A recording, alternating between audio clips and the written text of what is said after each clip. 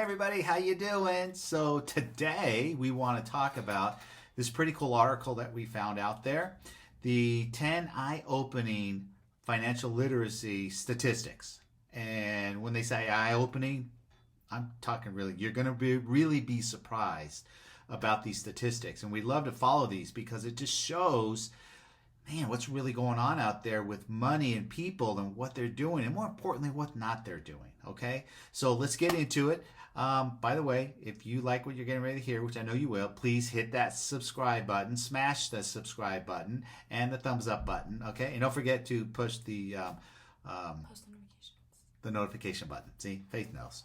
All right, let's get into question number one. Well, not question, statistic number one. Okay, we're going to get this. All right, let's do it. All right, statistic number one. So, 53% of adults are financially anxious. What does that mean? It turns out many Americans aren't financially literate. And they're stressed out about it, guys. They really are. In fact, in 2018, FINRA's study found financial capabilities / stability and confidence aren't improving. Over 53% of adults say thinking about their financial situation makes them anxious, okay? 44% say discussing their finances is stressful. Like, people don't want to talk about money because it, stresses them out. Younger Americans are feeling the greatest burden, right? The study found persisting and widening gaps between those who are struggling and those who are prospering financially.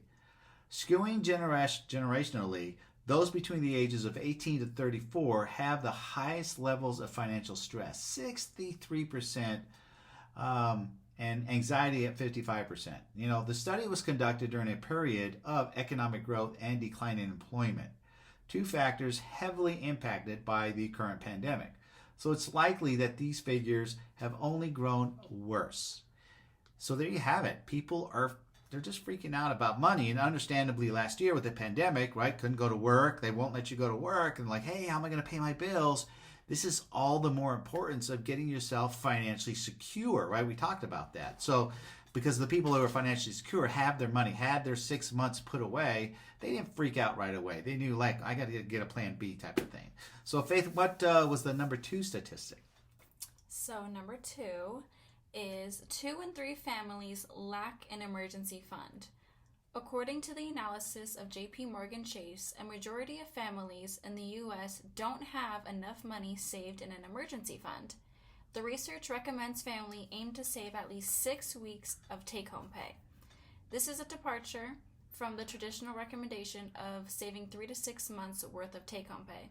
The reasoning is that a smaller buffer can help families weather a financial upset, such as a reduction of wages or a spike in expenses. Even so, about 2/3 of American families would struggle to come up with the equivalent of 6-week savings. A tremendous percentage of that population is at risk. With financial ruin one unexpected expense away, this statistic emphasizes how critical building an emergency fund is for long-term financial health. There are a lot of people out there that go through problems every month. You run into a problem every month. And not having an emergency fund to, be ready for life to be thrown at you like that is tough. I agree. It can be real tough out there. And we're not saying it's easy to put this money together in a separate account and save it. But it's times like this, the pandemic, and we don't know what the future holds, this is how important these things really do matter. And even though it may take some of us months or even years to save that kind of money, it's important that you at least, you need to start, right? You need to start. And so those of you out there that have been in that position, looking back now, 2020 hindsight, recognize that. So statistic number 3 is, 78% of adults live paycheck to paycheck. According to a 2017 Career Builder survey, the majority of the country is living paycheck to paycheck. A lot of you know what we're talking about here. Living paycheck to paycheck means you are spending most or all of your monthly income on expenses. Once essentials are paid, there's no money left over for savings, right? This is why we talk about, you need a side hustle, right? When you're living this paycheck to paycheck, guys, you got to do what you got to do. Higher paying job, side hustle, second job, whatever it takes. Americans stuck in a hand-to-mouth cycle often feel limited by their financial situation. If savings runs out, where's plan B? For many Americans, there isn't one, right? We're seeing this play out across the nation. Given the current economic downturn due to the pandemic, the number of Americans struggling to make ends meet is likely exacerbated. Jobless claims now total 33.5 million Americans.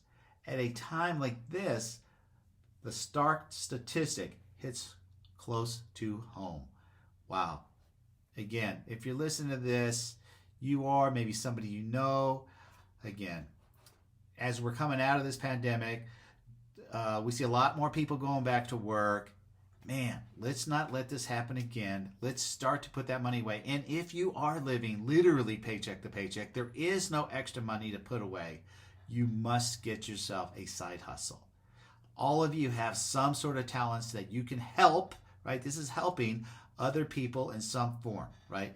And just making, even if you just make that extra $100, $200, $300, or hopefully $500 a month, and out of the 500, put half of it, $250 away, right, for that emergency fund, and maybe the other $250 makes you little, relax your lifestyle a bit, not feel so stressed out, right? Because trust me when I let you know that when you have these funds in place, you will sleep better. You won't have this anxiety and stress. So let's go to number 4 statistic. What do we got, Faith? Number 4 is 3 in 5 adults don't keep a budget. In 2019, a survey revealed 2 in 5 U.S. adults said they have a budget and follow it and keep it on track of spending. But the survey also revealed 3 in 5 U.S. adults self-reported that they do not budget. Maintaining a budget is a financial literacy fundamental. A budget sets the foundation for how you treat income and expenses. It ensures that needs are covered each month, like essentials like bills, debts, and savings.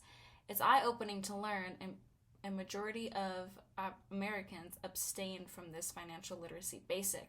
Without a budget, how do consumers maintain confidence in their financial stability? How do they hold themselves accountable when managing money? It's right. You don't realize people budget. Like, it's not like nobody budgets. Otherwise, you would literally have no money. But people need to be better at budgeting. There's a difference between needs and wants. So budget what you need, and then, save a little for your wants. Don't buy all your wants first. But we did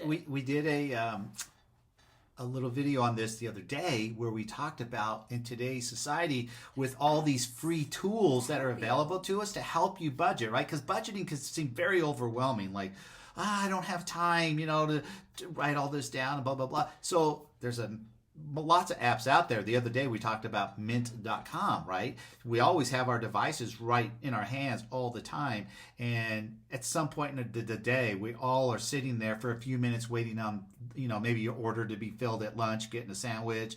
Maybe you're at the doctor's office, wherever the case may be. You're killing some time. And instead of just scrolling through Facebook or Instagram or something, hey, pop in on your app real quick and plug in some numbers that you just spent XYZ. Now, understand, like an app like Mint, when you plug in your debit and credit cards, the minute you swipe and spend, those numbers go in there already. You don't have to do that manually like you would old school at home on a sheet of paper writing all this stuff down, right? And it's going to show you at the end of the month how much money you spent on everything to fix your mindset on, oh man, I spent way too much money on lunch last month. I got to start to cut that down, however it is that you're going to do that, right? So I think, right, in this statistic, like, we can help ourselves by leveraging free tools. Now, there's other great tools. There's many levels of Mint. Some of them do cost money, but even the free one can help you at least get started and create a habit. What do you think, Faith?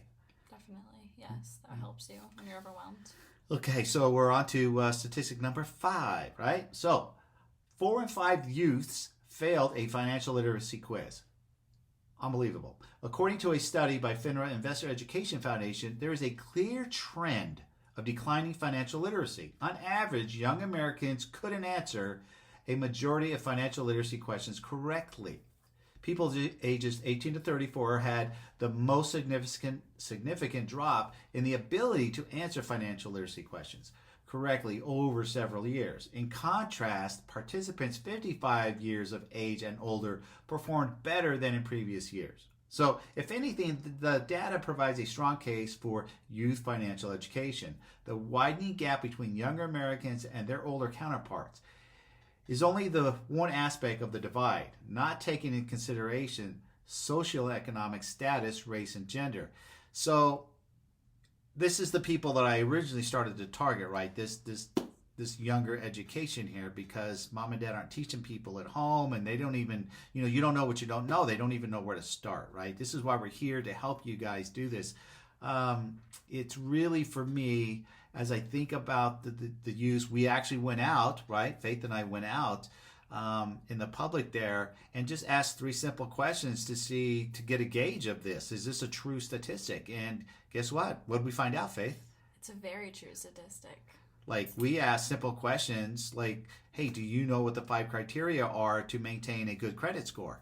Right? These are criteria that we need to know, because you must maintain a good credit score for multiple reasons, whether you're paying for your insurance, better rates on purchasing car, house, whatever it may be, right? We need to know these things. What was another question we asked out there was, do you know the difference between an IRA and a Roth IRA, right? These are really simple financially literate questions that we should know and understand to be able to make better decisions with our money once we understand these basic rules of financial literacy. So really big that the youth needs educated. Send them over. Again, if you like what you're hearing, you are getting flabbergasted and astounded by these statistics, follow us on YouTube here. Also follow us on Instagram and our Facebook page, right? Hit that smash that like button, hit that subscribe button. You'll get more. All right, guys, so that was number 5. That was part of the 2-part series here. We just did 1 through 5. We're going to do 5 through 10 next, which will probably be out here tomorrow or the next day. Remember to smash the like button, hit the subscribe button, and don't forget to follow us on all of the other channels that we're on, which is Instagram, Facebook, okay? And TikTok. Don't forget TikTok. We have TikTok. And we have TikTok, so don't forget that too. All right, guys, so we'll see you on number 2 tomorrow.